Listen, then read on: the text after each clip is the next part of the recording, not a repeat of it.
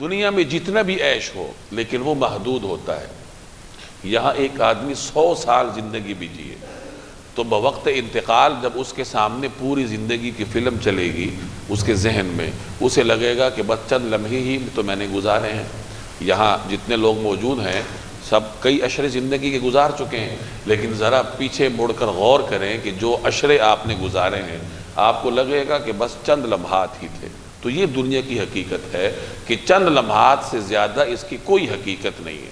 تو یہاں یہی بات سمجھائی جا رہی ہے کہ اگر دنیا میں کسی کو عیش حاصل ہے تو وہ بہت تھوڑا سا سامان ہے، اور آخرت کا جو عیش ہے وہ ختم نہ ہونے والا ہے۔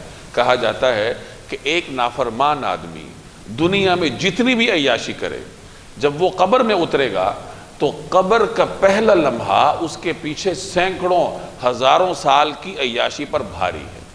اور جو آدمی دنیا میں اللہ کی اطاعت کرے لیکن تنگی کی زندگی گزارے، اس کے پاس گھر نہیں ہے، اس کے پاس کھانے کو کچھ نہیں ہے، لیکن ہے وہ اطاعت گزار، تو ایسا اطاعت گزار جب قبر میں جائے گا تو قبر کی راحت کا جو پہلا لمحہ ہے اس کی مٹھاس پوری زندگی کی تمام تلخیوں کو بھلا دے گی۔